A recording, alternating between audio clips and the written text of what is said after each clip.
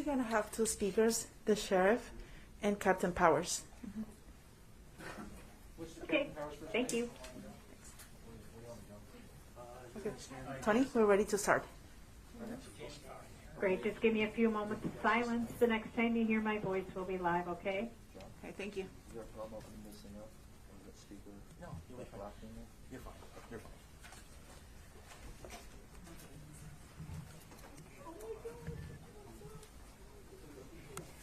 Ladies and gentlemen, thank you for standing by. Welcome to the LA County Sheriff Press Briefing regarding Tiger Woods. At this time, all participants are in a listen-only mode. Later, we will conduct a question and answer session, and instructions will be given at that time. If you should require assistance during the call, please press star, then 0. I would now like to turn the conference over to our host, Mr. Alex Villanueva. Please go ahead. Good morning, and thank you for joining us today. I am not Alex Villanueva. My name is John Satterfield. I'm the captain of the Sheriff's Information Bureau. And today our order of speakers will be Sheriff of Los Angeles County, Alex Villanueva, and the captain of Lomita Sheriff Station, James Powers. After they speak, we'll open it up for some questions. And then after all of that, the sheriff will transition to Spanish. Now it's my honor to introduce Sheriff of Los Angeles County, Alex Villanueva.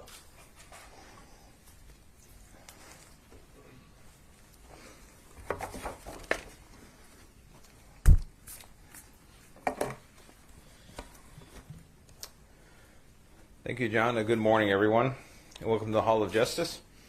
This is the headquarters for the LA County Sheriff's Department. I made a promise 7 weeks ago to deliver information regarding this traffic collision involving Tiger Woods, and we're here to follow through on that promise and to share with you what we have learned regarding the collision that occurred on February 23rd in Rolling Hills Estates.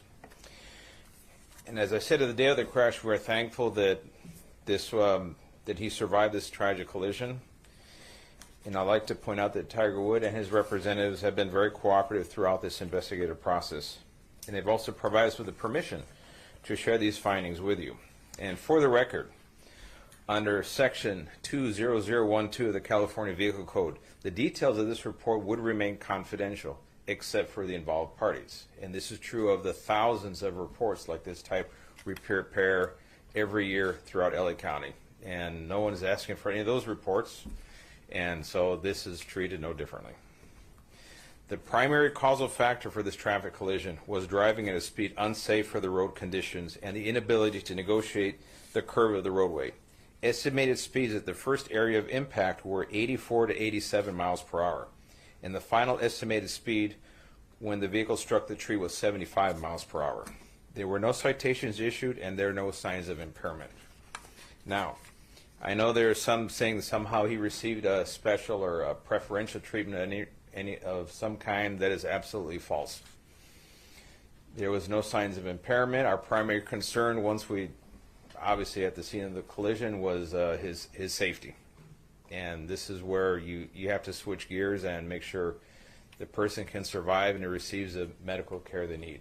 And the fire department, paramedics, and that's why he was taken to a trauma center, because he obviously had a compound fracture to a leg and it was life-threatening injuries. So I know there's a lot of experts who claimed, or drug recognition people said, oh, they should have drawn blood or done this or done that. And without the signs of impairment, we don't get to the point where we can actually author a search warrant and develop the probable cause to get that and execute that search warrant. So that did not happen, and that is not preferential treatment that would occur in any collision of this type based on these circumstances. And past history does not get you the elements you need to establish that probable cause. So I'll leave it at that. So now let me introduce Jim Powers, who's the captain of Lomita Sheriff Station.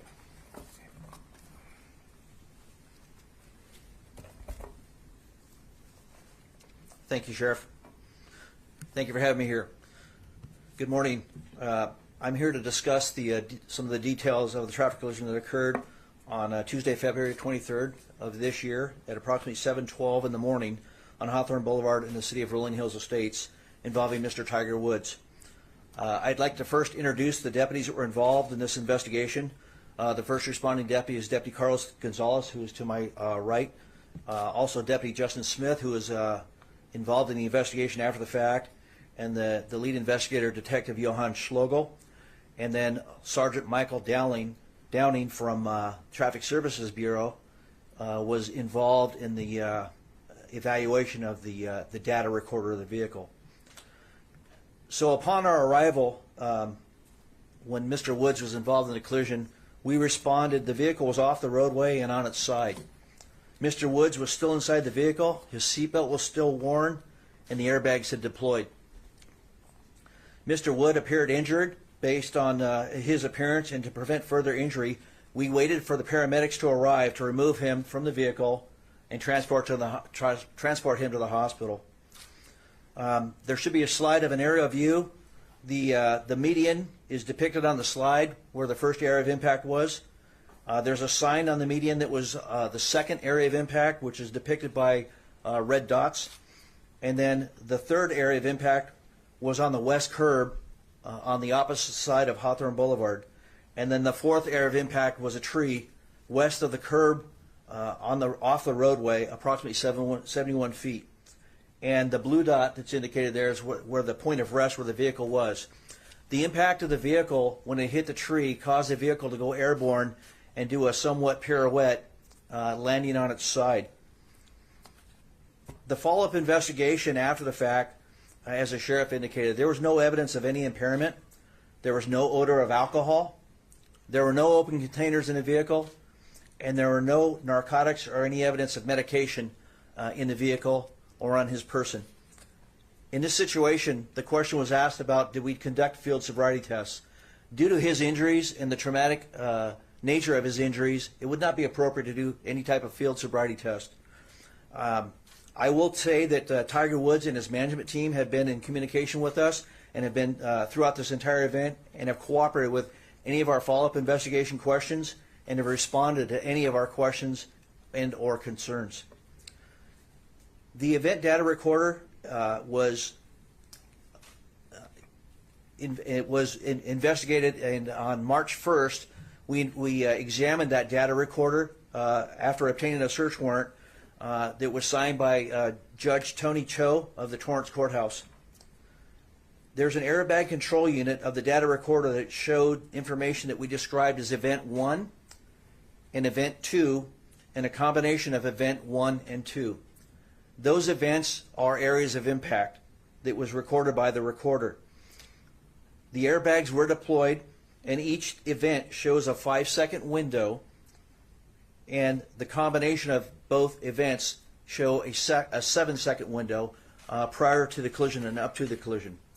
The event data recorder showed speeds ranged from 82.02 miles per hour to 86.99 miles per hour and back down to 68.35 miles per hour. A second reading of this event data recorder is the acceleration pedal percentage, which is the pressure applied to the accelerator pedal during the collision. This measurement was at 99% at the area of impact, at all the area of impacts of the collision. The data recorder also recorded braking. There was no evidence of braking throughout this collision. It is speculated and believed that Tiger Woods inadvertently hit the accelerator instead of the brake pedal, causing that 99% rating on the accelerator pedal. Steering was also recorded, and it ranged from a -10 to 55. And this is on a 360-degree circular model, so it indicates that steering was made from the left and to the right, and it's believed that this could be from trying to correct from the impacts and also the impacts itself throughout the collision. Again, the estimated speeds of impact were 84 to 87 miles per hour at the median, 84, and then at the impact of the west curb line, it's estimated the speed was about 75 miles per hour. And these are estimated speeds based on the recordings from the data recorder. The cause of the collision is determined by the statements of the parties involved, any independent witnesses, facts of the scene and roadway, and the opinions of the traffic investigators. There were no independent witnesses of this collision, and the primary cause was driving at a speed unsafe for the road conditions, and the inability to negotiate the curve of the roadway. No citation was issued, and there were no independent witnesses and no observations by a peace officer which would support the issuance of a citation. And that's all I have, and if you have any questions, we welcome them. So, do you want to answer, or does the sheriff want to ask first? Are you good with him? That's fine. Captain, thank you, Elizabeth. Captain, was there any evidence of distracted driving? I mean, did you check his phone for any texting or anything like that? We did not check his phone for texting, and there was really no need to do that. And so there was no other evidence. The only associated factor, well, there's two factors: the speed and the failing to maintain the straight course or the curvature of the roadway. That's it. There's nothing from the cell phone to indicate any type of distracted driving. So there was no texting or phone calls or anything around that time? Not to our knowledge. Captain, what about blood work? And there was a lot made about being able to draw blood at the scene, which I know is preposterous, but the notion that you did have access to blood work at the hospital, did you seek a warrant for that at all? We did not seek a warrant because there was no indication for us to do so. And so based on all the facts, there was no evidence of any impairment or intoxication. And so in order to obtain a search warrant, you have to have probable cause to be able to articulate that. And that did not exist. So no DRE was ever even dispatched?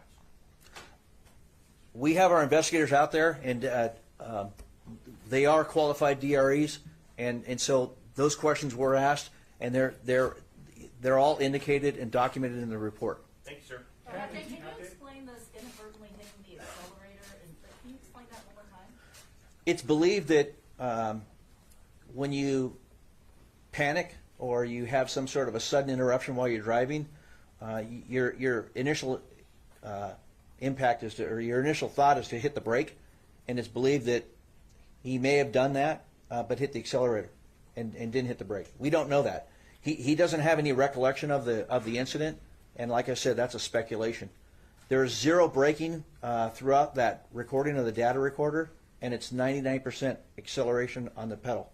Captain, wouldn't it seem to be logical to check to see if Tiger Woods was perhaps distracted using his cell phone or texting before the accident?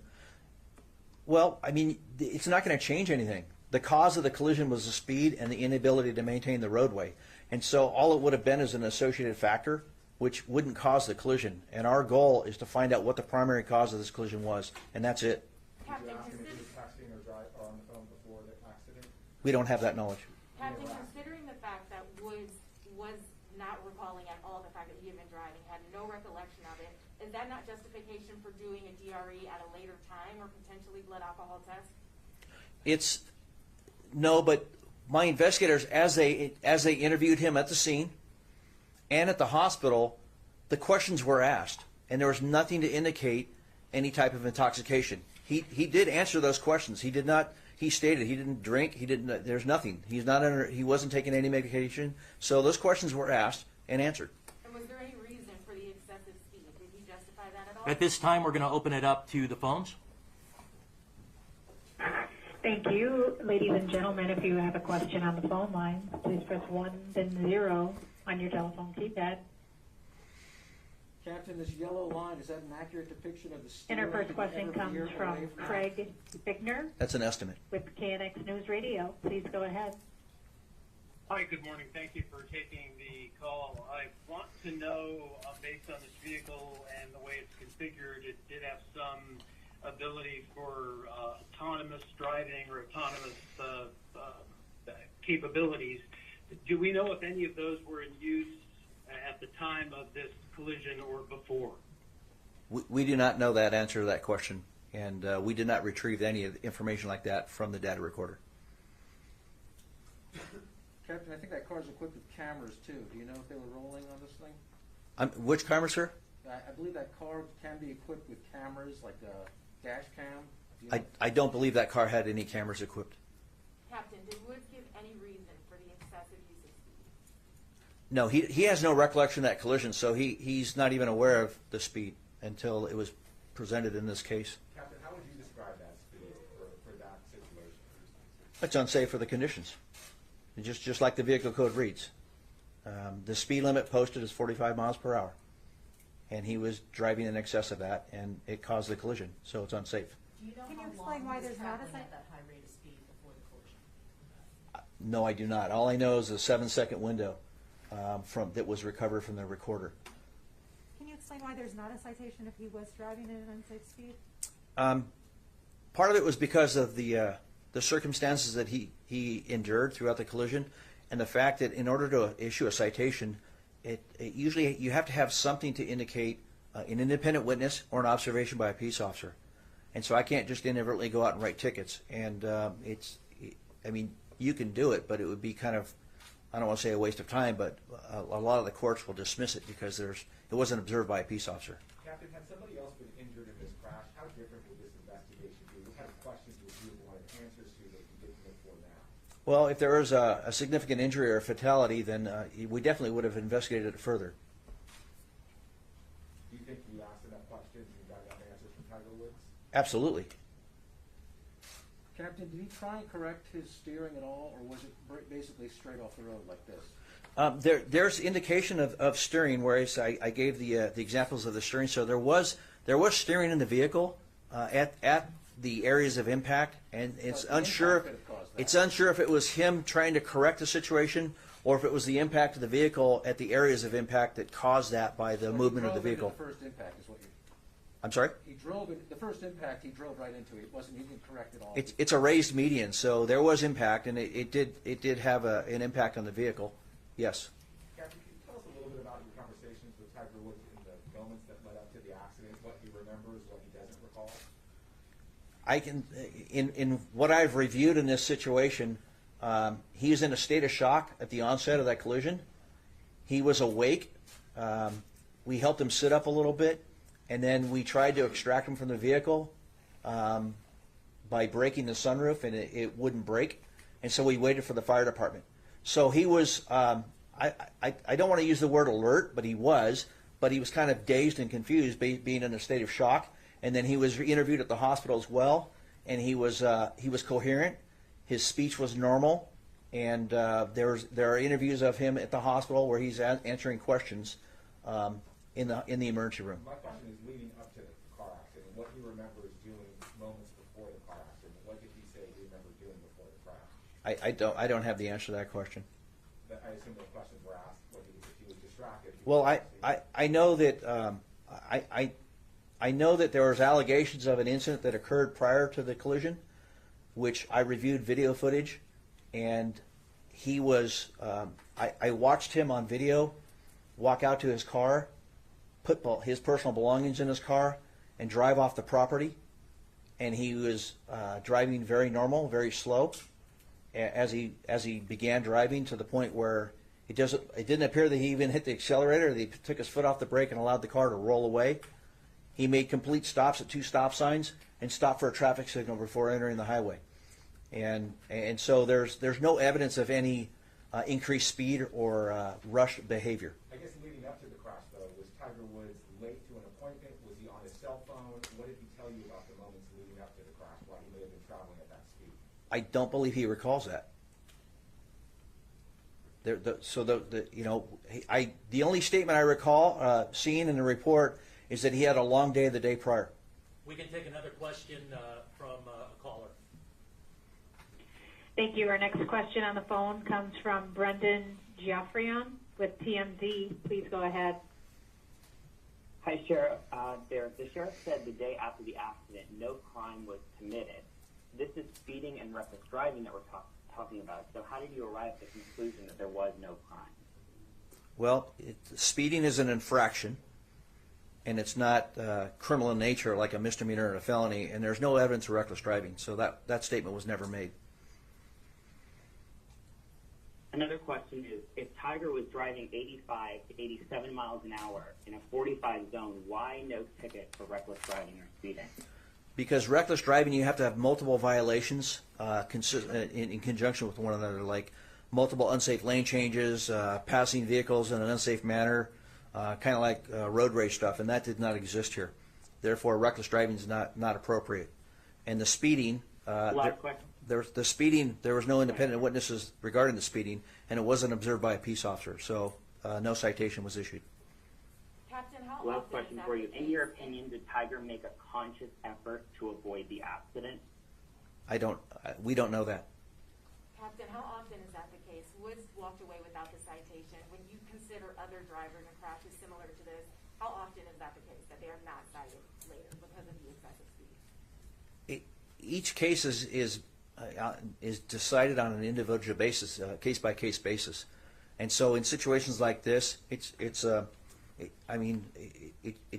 decision was made not to issue a citation. That's it. And why was that decision made in this case? Well, as I stated, there was no independent witness to support that saw the violation, and there was no deputy sheriffs or peace officers that witnessed the violation. Let me add to that real quick. The decision not to issue a citation would be the exact same thing for anyone in this room who went through the same situation, a solo traffic collision. There's no witness, it's an infraction only, and we're not going to issue a citation on an infraction not committed in a peace officer's presence or independent witnesses, period. That would apply to everybody. So any inference that somehow is special is false. Despite the evidence that you have on the event data recorder? The event data recorder, that tells us physically what happened, but we need a human being to witness it. There was quite a bit of discussion after this accident about this particular stretch of roadway. Yes. Have there been adjustments made on the roadway? And how much of this accident do you blame on the roadway versus the driver? Well, this stretch of particular roadway, I believe we spoke a few weeks ago that it had, I think, was it 13 or 14? 14 traffic collisions. If you're going like a quarter mile prior to a quarter mile after that stretch of roadway in particular. So it is hazardous. It encourages it just by the design is straight away going downhill into a curve. People are approaching it with way too much speed for the conditions of the road. This has been brought to the attention to the supervisor, Janice Hahn, is in her district, and they are trying to address that with some measure of traffic control to slow down the speed. How much do you blame that particular roadway for this crash versus the driver? Well, it's the driver bears the responsibility regardless of the roadway, as long as the roadway is designed with the basics.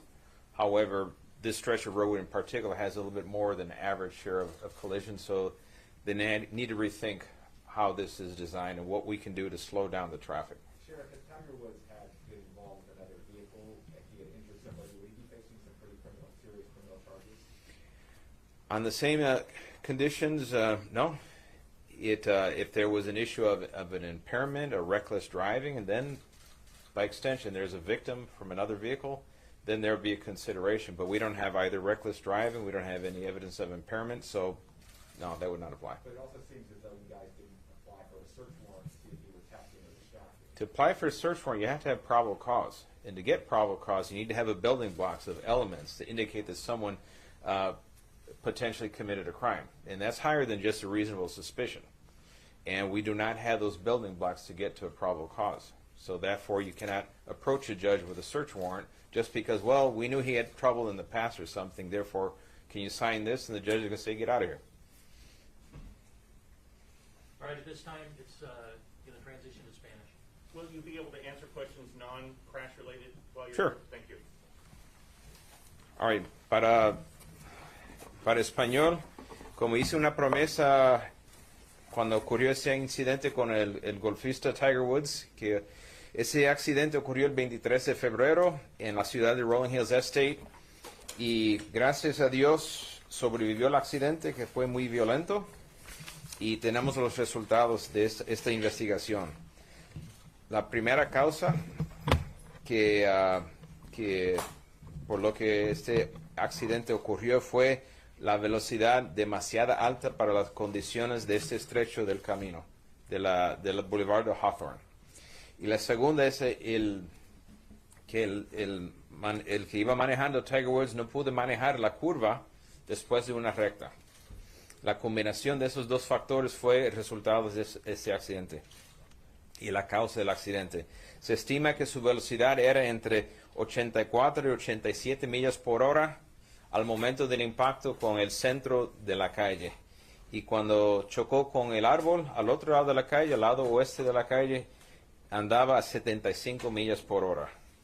Y no fue citado por alguna infracción del Código de Vehículos de California por no haber testigo presente, y no hay evidencia de que estaba manejando bajo los efectos del alcohol o de alguna droga, y no hay causa para obtener una orden de búsqueda para información para, por ejemplo, de análisis de la sangre, cosas así.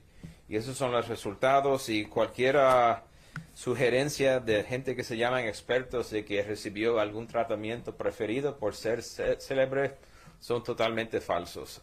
Nosotros hacemos miles de esos reportes cada año y el Código de Vehículos de California, la sección 2012 o 20012 dice que solamente los que son participantes de un accidente automovilístico son los que pueden recibir el reporte, nadie más. Y entonces fue por la cooperación de Tiger Woods y él dejó salir a la luz pública el accidente que podemos hablar de esta manera. ¿Alguna pregunta en español? ¿Ustedes verificaron el celular para saber si Tiger Woods iba manejando y enviando textos al momento del accidente? Para obtener los datos del teléfono celular se necesita también una orden de búsqueda. No tenemos los elementos para establecer esa razón para tener esa orden de búsqueda. Pero según él, no lo andaba haciendo. Señor Villanueva. Sí. Gracias. ¿Se le dio trato preferencial en este caso a Tiger Woods? No, en ningún momento. Nuestra primera preocupación es sus heridas eran muy serias de vida o muerte y queríamos rescatarlo, salvarle la vida y salvarle la pierna y los paramédicos, los bomberos lo llevaron inmediatamente a un salón de emergencia de la primera categoría. Ellos pasaron a varios hospitales y fueron al Hospital General, ¿was it Harvard? Right? Harvard General. Sí, ahí donde tiene un centro de trauma. Pero en un caso como este, señor Villanueva, ¿no es normal de que se le haga una prueba sobre alcohol o sobre drogas cuando hay un accidente de esta magnitud? No, tiene que haber, para hacer eso, tiene que haber elementos que dicen que había una embriaguez de alguna forma. Si están los elementos, no podemos hacer esa prueba. Esas pruebas son muy intrusivas y se requiere por la cuarta enmienda de la Constitución de los Estados Unidos, la Carta de Derechos, se requiere tener causa probable para entonces buscar esa orden de búsqueda que nos permite obtener análisis de sangre, los datos de los teléfonos celulares, por ejemplo. Sin tener esos elementos para causa probable, no se permite. Eso es la Constitución y esa Constitución, esos derechos aplican ya sea a Tiger Woods como a cualquier persona aquí, como a cualquier persona en la calle. Si iba a alta velocidad, entonces, ¿por qué no recibió una multa, señor Villanueva? Porque cuando se da una multa tiene que ser observado por un oficial de la ley o orden. No puede ocurrir remotamente y después lo hacemos. Tenemos que observarlo. Y porque es una infracción, no es un crimen menor o delito grave. Infracciones, tenemos que estar presentes. Okay. I think. Yes, thank you, Sheriff. I was watching a town hall meeting the other day with Supervisor Holly Mitchell, in which she referred to the leaders of the DA's Association, Sheriff's Association, law enforcement in LA County as white supremacists. I just wanted to know if you had a comment on that. Well, those comments, I don't expect them from a responsible elected official in Los Angeles County or anywhere in this nation. It's reprehensible, irresponsible, and I think that supervisor owes an apology to an awful lot of people who dedicate their lives to preserving public safety, the public peace, and put their lives on the line, and to, paint them with a broad brush of white supremacists is just totally uncalled for. It's unprofessional. Do you suppose these kinds of comments coming from elected officials will drive some sort of public sentiment? Well, it does. It drives a narrative for people that already have an animus towards law enforcement, which makes the job of deputies and police officers out there contacting the people that don't want to go to jail to begin with when they're in the act of committing a violent crime. Now they have more. They somehow feel that now they have a supervisor backing their play that they can resist being arrested, even though they're committing a crime. So this does not help officer safety out there in the field. And all it does is it continues a spiral of conflict between community members and law enforcement. It does not serve the public's interest at all.